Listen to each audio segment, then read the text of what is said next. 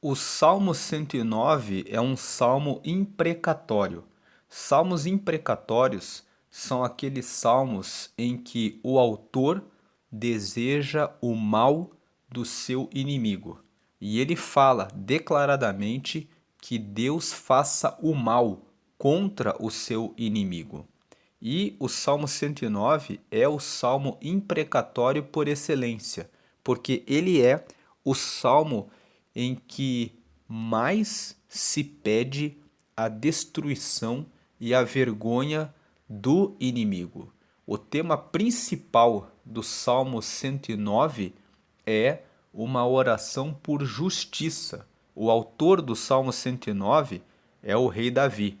E nesse salmo ele clama por justiça, ele mostra uma indignação, um ódio, um ressentimento, uma mágoa, uma ira dentro dele em razão da traição. Ele passa por uma situação em que ele mostrou o amor pelas pessoas e as pessoas retribuíram a ele com o mal. Então ele, num ímpeto de ver a vingança, de ver a justiça, na verdade ele se sente injustiçado. Ele sente que eu dei o meu melhor e eles fizeram o pior para mim e me traíram. E este Salmo 109, ele tem uma aplicação messiânica, que da mesma maneira como Davi se sentiu injustiçado ao ser traído, isso ocorreu com Jesus. Nós sabemos que os salmos que Davi escreveu, muitos dos salmos que ele escreveu são salmos messiânicos. São salmos que ele escreveu um sentimento que ele passou e que lá na frente aconteceram com Jesus. Quando nós dizemos que um salmo é messiânico, nós estamos dizendo que uma pessoa no Antigo Testamento passou por aquela situação e aquela situação reflete o que ocorreria depois com Jesus. O Salmo 2, que foi escrito pelo rei Davi, fala assim: Por que as nações se levantam contra mim? O Senhor se rirá, o Senhor zombará das nações. Então, isso é um salmo messiânico. As pessoas zombaram de Jesus na sua morte, mas hoje ele é o Rei dos Reis. O Salmo 22 é um salmo em que Davi fala: Deus meu, por que o Senhor me abandonou? E lá também fala assim: fizeram. Então o Senhor Jesus disse essas palavras. Tem um outro salmo que Davi escreveu em que ele fala assim: em troca do meu amor, dividiram as minhas vestes. E lá nós vemos que quando Jesus morreu, eles fizeram um sorteio da túnica que ele vestia e repartiram entre eles as vestes de Jesus. Então existem muitos salmos que são messiânicos, porque eles falam algo que mais tarde ocorreria com o Senhor. E aqui, no Salmo 109, alguns comentaristas bíblicos dizem que, assim como Davi mostrou todo o seu amor por algumas pessoas e ele foi traído, esse salmo é messiânico na medida em que Jesus também passou pela traição de Judas.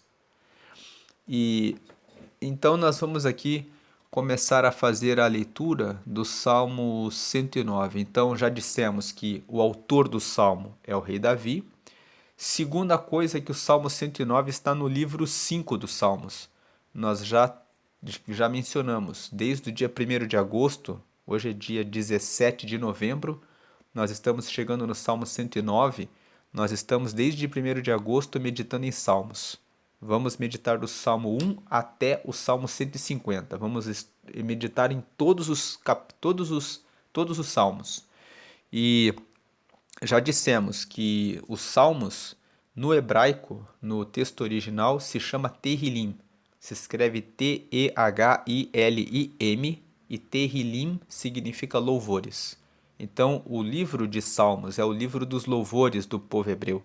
E eles foram reunindo os salmos que foram escritos por vários autores e eles fizeram uma reunião dos Salmos em 5 livros. Os Salmos, ele tem 5 livros. O Salmo 1 até o 41 foram todos escritos por Davi e eles formam o livro 1 dos Salmos. O Salmo 42 até o 72 forma o livro 2. O Salmo 42 até o 49 foram escritos pelos filhos de Coré. O Salmo 50 foi escrito por Asaf. O Salmo 51 até o 72, a grande maioria foi escrita por Davi. O Salmo 66, o 67 e o 71 não tem indicação do autor, mas a forma como foi escrito o texto se atribui a Davi.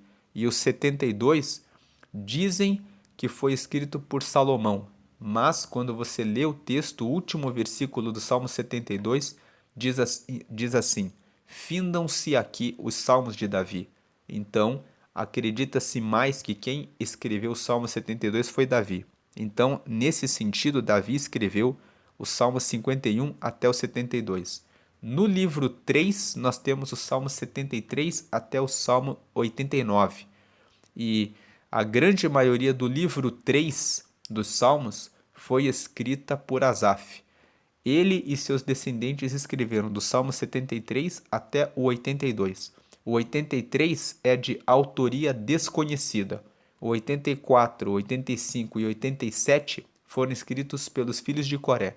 O 86 foi escrito pelo rei Davi. O 88 foi escrito por Emã. E o 89 foi escrito por Etã. Depois nós entramos no livro 4, que vai do Salmo 90 até o Salmo 106. E a característica da reunião dos salmos que fazem parte do livro 4, do 90 até o 106, é que a maioria desses salmos são salmos de louvor a Deus. O Salmo 90 fala sobre a transitoriedade da vida, e quem escreveu foi Moisés. O Salmo 91 fala da segurança que nós podemos ter em Deus. É o famoso salmo que fala: aquele que habita no esconderijo do Altíssimo, a sombra do Onipotente descansará. 1000 cairão ao teu lado, 10.000 à tua direita, mas tu não serás atingido. Esse Salmo 91, alguns dizem que quem escreveu esse salmo foi Moisés, porque ele vem logo na sequência do Salmo 90. No Salmo 90, Moisés fala que a nossa vida é de 70 anos e quando alguns chegam a 80, o que existe é enfado e cansaço. Então, o 91 seria um complemento na ideia de que o melhor é ter a confiança em Deus. Mas isso é apenas uma teoria, uma hipótese. Tem outros teólogos que dizem que quem escreveu o Salmo 91 foi Davi, e que na hora em que fizeram a compilação dos salmos e formaram os livros, colocaram o 91 propositalmente depois do 90, justamente porque o 90 fala que o nosso tempo na Terra é limitado e o 91 fala que o que vale a pena é termos a segurança no Altíssimo. Mas depois disso, vem o Salmo 92 até o Salmo 106, a grande maioria falando sobre o Senhor reina, bendiremos ao Senhor, cantaremos ao Senhor, louvaremos a Ele. O 92 fala o Senhor reina, o 93 fala o Senhor reina. Daí nós temos o 94, que fala que a vingança pertence a Deus, e o 102, que é uma oração pedindo a Deus que auxilie no momento de angústia. Tirando o 90, o 91, o 94, que fala sobre vingança, e o 102, que fala sobre angústia, todos os outros salmos, o 92, o 93, o 95, o 96, o 97, o 98, o 99, 100, 101, 103, 104, 105 e 106 falam de louvor ao Senhor, o Senhor reina, cantai ao Senhor, bendizei ao Senhor. Desses salmos, a maioria não tem autor conhecido. Só o Salmo 90, que é atribuído a Moisés, e o Salmo 103, que é um salmo atribuído ao rei Davi, onde ele fala: bendize, ó minha alma, ao Senhor, bendize ao Senhor. E o Salmo 95 tem uma referência em Hebreus, no capítulo 4, no versículo 7. O autor de Hebreus fala: pois Davi disse que se hoje ouvirdes a voz do Senhor, não endureçais o coração, como o povo fez em Meribá. Esse texto está escrito no versículo 7 e 8 do Salmo 95. E o autor que escreveu Hebreus disse: Davi escreveu essas palavras. Então, quando o autor de Hebreus fala que Davi disse essas frases, entende-se que o Salmo 95, que tem essas frases, foi escrito por Davi. Então, de forma indireta, se atribui a autoria do Salmo 95 a Davi. Depois dessas observações do livro 4, que a maioria dos salmos não tem o autor e a maioria fala sobre louvor, nós entramos no livro 5, que começa no Salmo 107 e vai até o Salmo 150. E hoje nós estamos lendo o Salmo 109, então nós estamos no livro 5. A característica do livro 5 é que o livro 5 ele ficou como a consolidação dos salmos residuais, enquanto o livro 1 reúne 41 salmos, todos de Davi. O livro 2 reúne vários salmos, onde existem muitos cânticos e algumas lamentações. O livro 3 reúne os salmos de Asaf, a maioria foi escrita por Asaf. Então o livro 1 e o livro 2, ele concentra a maioria dos salmos de Davi. O 1 ao 41, o livro 1, totalmente de Davi. O livro 2, os salmos 51 até os 72, quase todos foram escritos por Davi. Ele separa os primeiros, do 42 ao 49, para os filhos de Coré, um de Asaf, e depois o restante, a maioria, é de Davi. O livro 3, a maioria foi escrita por Asaf. Agora o 4 é um conjunto de livros que não tem os autores e a grande maioria são salmos de louvor. O 5, que começa no 107, ficou os salmos restantes que foram encontrados. Então o livro 5, ele tem uma variedade de assuntos. Vamos lembrar que os salmos, eles podem ser de cânticos de louvor a Deus. Nós podemos ter orações que são lamentações. Você vê alguns salmos em que ocorre lamentação. Você vê salmos de instrução, como por exemplo o Salmo 15, o Salmo 24. Eles falam: quem vai morar no céu? Aquele que não difama com a língua, aquele que é verdadeiro, aquele que não aceita a peita contra o próximo. Então são salmos instrutórios. E você tem salmos que são imprecações. E o Salmo 109 é um salmo imprecatório, em que o autor escreve desejando o mal do seu inimigo. Então, feitas essas observações, né, falamos a respeito dos 5 livros que compõem os salmos, quais são os salmos que fazem parte de cada um desses livros. Então agora nós temos uma visão geral a respeito dos salmos e vamos agora estudar especificamente o Salmo 109. O Salmo 109 ele é atribuído ao rei Davi. Ele é um salmo imprecatório. Davi pede a desgraça do seu inimigo. Nós já dissemos aqui que é proibido a um cristão fazer orações imprecatórias, porque toda oração imprecatória, todo salmo imprecatório, no final sempre existe uma manifestação dizendo que o salmista confia em Deus. Então o salmista ele faz as imprecações, desejando o mal, falando, e no final ele fala: mas é o Senhor que vai fazer o julgamento. Então, o que os salmos imprecatórios ensinam para nós? Eles nos ensinam que nós podemos ser sinceros com Deus. Eu posso, se alguém faz o mal para mim, dizer: Senhor, a vontade que eu tenho é que ele morra. A vontade que eu tenho é de ver essa pessoa sofrendo e recebendo pagamento pelo mal que ela fez para mim. Eu posso dizer isso na oração? Eu posso, porque eu estou sendo sincero com Deus. Mas eu sempre preciso terminar a minha oração dizendo: porém, o Senhor é aquele que faz a justiça e só ao Senhor pertence a vingança, como nos ensina o Salmo 94. O Salmo 94, ele tem uma aplicação para a nossa vida. Só ao Deus Todo-Poderoso pertence a vingança, não pertence a nós. Então eu posso fazer a imprecação como um desabafo, mostrando para Deus o meu coração e o que está dentro de mim. Mas logo na sequência, eu preciso dizer: perdoa-me, Senhor, porque eu sou ser humano, eu sou falho, eu sou fraco. Então eu reajo dessa forma, mas o Senhor é aquele que faz a justiça. Então, isso ele é um salmo imprecatório. E no Novo Testamento, em Atos dos Apóstolos, no capítulo 1, no versículo 20, existe uma menção do Salmo 109, apontando que, da mesma forma como Davi foi traído por alguém, pelas pessoas que ele manifestou amor, Jesus foi traído por Judas. Entrando aqui no livro de Atos dos Apóstolos, nós vamos até o versículo 20 para ler esse texto.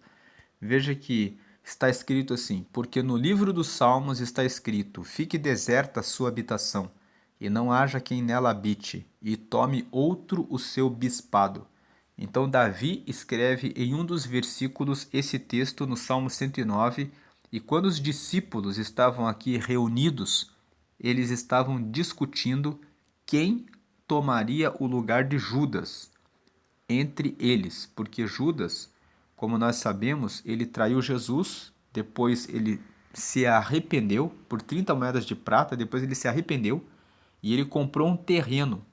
E esse terreno, ele se matou, ele se enforcou nesse terreno.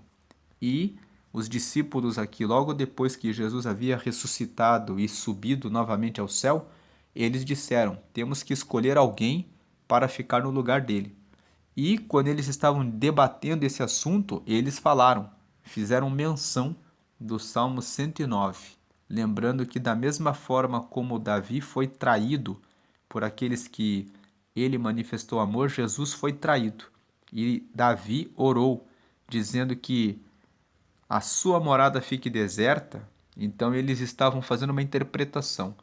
Quando o terreno que Judas comprou ficou sem dono porque ele se matou ali, eles disseram: o livro dos Salmos já dizia que fique deserta a sua morada, que não haja quem nela more e que o outro tome o seu bispado. Então, isso era uma profecia que havia acontecido com o rei Davi para que hoje nós pudéssemos aplicar com relação a Judas. Jesus foi traído por Judas. Então temos que colocar um outro no seu lugar. Então agora vamos fazer a leitura do Salmo 109. O Salmo 109, ele pode ser dividido em 4 partes. Na primeira parte existe um clamor por ajuda divina. É o versículo 1 até o versículo 5. Olha o que Davi fala aqui: ó Deus do meu louvor, não te cales. 2. Pois a boca do ímpio e a boca fraudulenta estão abertas contra mim. Tem falado contra mim com uma língua mentirosa. 3. Eles me cercaram com palavras odiosas e pelejaram contra mim sem causa. 4. Em paga do meu amor são meus adversários, mas eu faço oração. 5. Deram-me mal pelo bem e ódio pelo amor. Então aqui Davi pede para que Deus, o Deus do meu louvor, não te cales. Ele pede: toma justiça, Deus, me ajuda. E aí ele conta o que ele está passando. Os meus inimigos estão falando mal a meu respeito, me cercaram e em paga do meu amor são meus adversários. Mas o que eu faço? Eu faço uma oração. Deram-me mal pelo bem e ódio pelo meu amor. Aí a segunda parte é a imprecação contra o inimigo. A maior parte do salmo, do versículo 6 até o versículo 20, Davi vai fazer a sua imprecação. São aqui 15 versículos, podemos dizer assim, sobre isso. Põe acima do meu inimigo um ímpio, e Satanás esteja à sua direita. 7. Quando for julgado, saia condenado, e em pecado se lhe torne a sua oração. Veja que Davi pede que quando o inimigo dele orar, que Deus considere a oração dele como pecado. 8. Sejam poucos os seus dias, e outro tome o seu ofício. 9. Sejam órfãos os seus filhos e viúva sua mulher. 10. Sejam errantes e mendigos os seus filhos, e busquem o seu pão longe da sua habitação assolada. 11. Lance o credor mão de tudo quanto tenha e despojem-no os estranhos do seu trabalho. 12. Não haja ninguém que se compadeça dele, nem haja quem favoreça os seus órfãos. 13. Desapareça a sua posteridade e o seu nome seja apagado na seguinte geração. Veja que ele pede a morte do inimigo, a morte dos filhos do inimigo, para que ele não tenha mais nenhuma geração. 14. Esteja na memória do Senhor a iniquidade de seus pais, e não se apague o pecado de sua mãe. 15. Antes, estejam sempre perante o Senhor para que faça desaparecer a sua memória da terra. Veja que essa imprecação do Salmo 109 é muito violenta. Davi aqui pede para ser que o inimigo seja exterminado, que não haja nem memória da pessoa. 16. Porquanto se não lembrou de usar de misericórdia, antes perseguiu o varão aflito e o necessitado, como também o quebrantado de coração para o matar. 17. Visto que amou a maldição, ela lhe sobrevenha, e pois que não desejou a bênção, ela se afaste dele.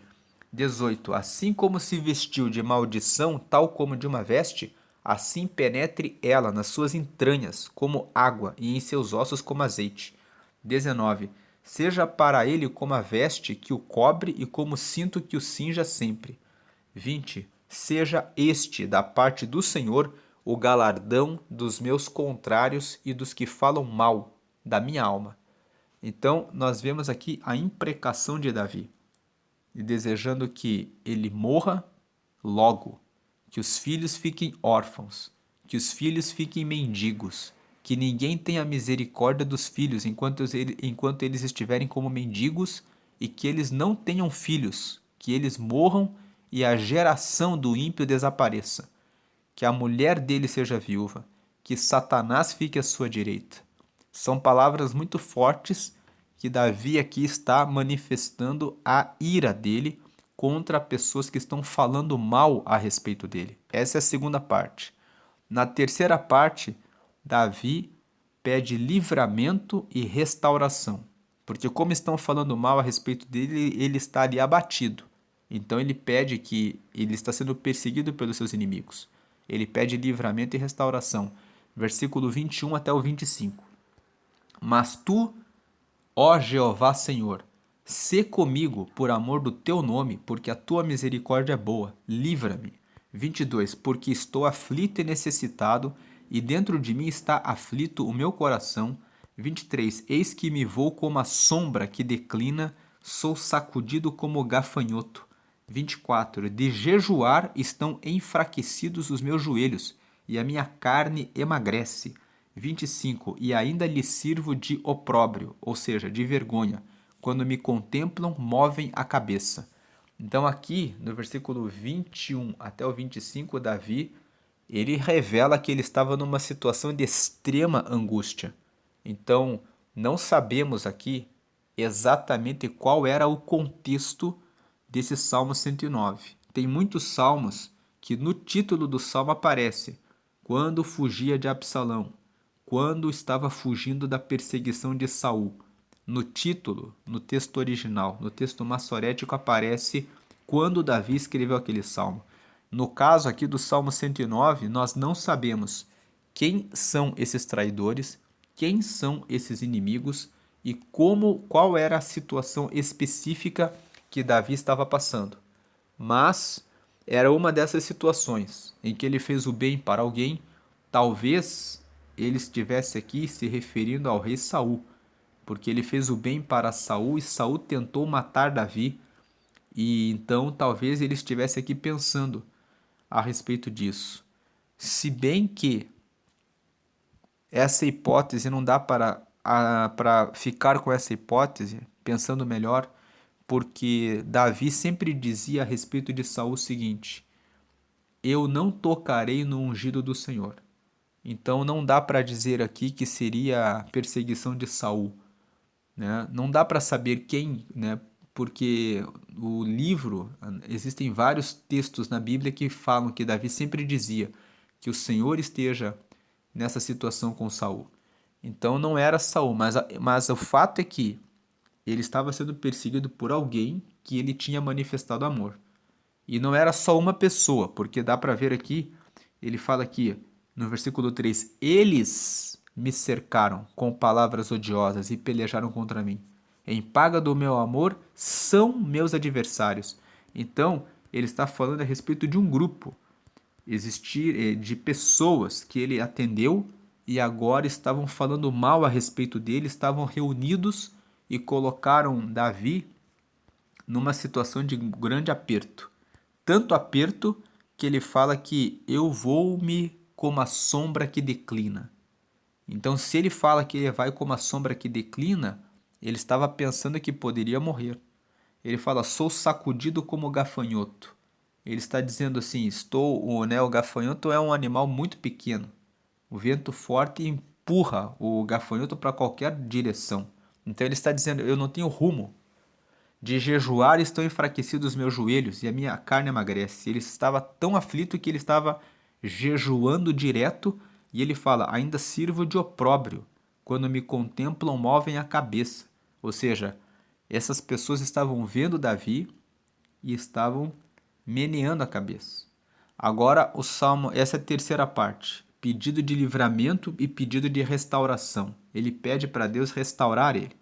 Ele pede aqui no versículo 21, Tu, ó Senhor, ó Jeová, seja comigo, sê comigo, por amor do teu nome, porque a tua misericórdia é boa, livra-me. Ele está pedindo livramento e dizendo, porque eu estou precisando de restauração. E ele termina o salmo, a quarta parte, mostrando confiança no julgamento de Deus. A quarta parte é a confiança no julgamento de Deus. Versículo 26 ao 31. Ajuda-me, Senhor Deus meu, salva-me segundo a tua misericórdia.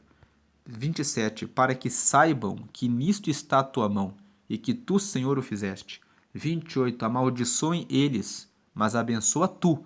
Levantem-se, mas fiquem confundidos e alegre-se o teu servo. 29. Vistam-se os meus adversários de vergonha e cubra-os a sua própria confusão como uma capa. 30. Louvarei grandemente ao Senhor com a minha boca, louvá-lo-ei entre a multidão. 31. Pois se porá à direita do pobre para o livrar dos que condenam a sua alma. Então, aqui no versículo 30, Davi se coloca como o pobre. Ele fala: O Senhor se colocará à direita do pobre, para o livrar dos que o condenam, dos que condenam a sua alma. Nós vemos aqui que na última parte, ele fala que, no versículo 26, ajuda-me, Senhor, Deus meu, salva-me segundo a tua misericórdia. Ele pede ajuda para Deus. E ele fala que para que saibam, quando eu receber a ajuda do Senhor, que nisso está a sua mão. O Senhor está com a mão sobre a minha vida para me favorecer. E que foi o Senhor que fez todas essas coisas. 28, que eles amaldiçoem. Tudo bem, eles estão fazendo mal, eles fazem o mal, mas que o Senhor me abençoe. E que eles se levantem, mas eles fiquem confundidos, e que o Senhor alegre o teu servo. Que os meus adversários se vistam de vergonha e que sejam cobertos pela própria confusão como uma capa. No final, versículo 30, eu louvarei grandemente ao Senhor com a minha boca. Eu o louvarei entre a multidão, pois ele vai se colocar à direita do pobre para o livrar dos que condenam a sua alma. Nesse último versículo, ele fala: é o Senhor que vai livrar o pobre, é o Senhor que vai me livrar. É o Senhor que vai livrar a minha alma daqueles que são os meus adversários, daqueles que são os meus inimigos. Em outras palavras, ele fala todas as imprecações, mas no final, ele fala: no final é o Senhor que vai me livrar, no final é o Senhor que vai me guardar. Então nós vemos aqui que ele sempre termina um salmo imprecatório com uma palavra que no final o salmista se coloca totalmente na dependência de Deus, que é Deus que vai conceder, derramar, dar o livramento. Não vai ser ele realizando o mal em relação ao próximo. É o Senhor que vai realizar o livramento, é o Senhor que vai realizar a justiça. Essa é a meditação do Salmo 109. Vamos lembrar, antes de terminar aqui, que a Bíblia ela tem que ser lida sempre na sua unidade. Você não pode ler um texto da Bíblia de maneira isolada. Então, quando nós vemos Jesus dizendo no Evangelho de Mateus, no capítulo 5, no versículo 44, amai os vossos inimigos, e quando nós vemos que Jesus, quando está sendo crucificado, ele pede, Pai, perdoa-os porque não sabem o que fazem, esse texto nos mostra que um cristão genuíno não vai fazer nenhuma manifestação pedindo mal do próximo, mesmo dos inimigos. Vai pedir que eles sejam libertos, que eles sejam salvos, que eles se arrependam. E o que se pode aprender com salmos imprecatórios é a sinceridade com Deus. Nós podemos dizer, confessar os nossos pecados, dizer, Deus, a vontade que eu tenho é de ver o meu inimigo morto, mas eu sei que isso é errado, porque o Senhor nos ensinou que o perdão, então por essa razão estou desabafando com o Senhor e realmente sendo sincero, para que o Senhor venha limpar o meu coração, para que eu possa cumprir o seu propósito e cumprir aquilo que o Senhor tem para nós. Os temas principais desse salmo são: você deve pedir justiça para Deus. O clamor por justiça deve ser feito para Deus. Segundo, você pode ser sincero com Deus. A sinceridade em realizar a oração a Deus. Um terceiro tema, o julgamento divino é certo. Deus, ele sempre vai julgar aquele que faz o mal. A pessoa que faz o mal, você não vai ficar impune em relação ao julgamento pelo mal que faz. Um outro tema aqui é Davi confia em Deus. Ele fala que o Senhor me deu livramento para que os meus inimigos vejam que o Senhor está comigo. Então, em quem você deposita sua confiança na hora da perseguição? Nós devemos confiar em Deus. E esse salmo fala a respeito dessas situações, então, confiança em Deus e também como lidar com a traição. Ele lembra que quando nós somos traídos, Deus está do nosso lado. Deus, ele sabe que nós recebemos a traição, ele entende as nossas dores. Ele entende as nossas dores. E esse salmo também nos leva a uma reflexão sobre o nosso cristianismo, sobre a nossa fé. Será que eu realmente sou um cristão quando eu sou pisado por uma pessoa de maneira injusta? Qual é a dimensão do que eu sinto por essa pessoa? Eu vou fazer essas imprecações, essas orações, desejando firmemente o mal da outra pessoa, ou eu vou dar vazão ao perdão e à justiça de Deus? Isso nos traz uma reflexão sobre nossas ações. Ele nos desafia a olhar para nós mesmos, para o nosso coração e a buscar a misericórdia de Deus para nos ajudar a perdoar, para nos ajudar a sermos instrumentos de justiça.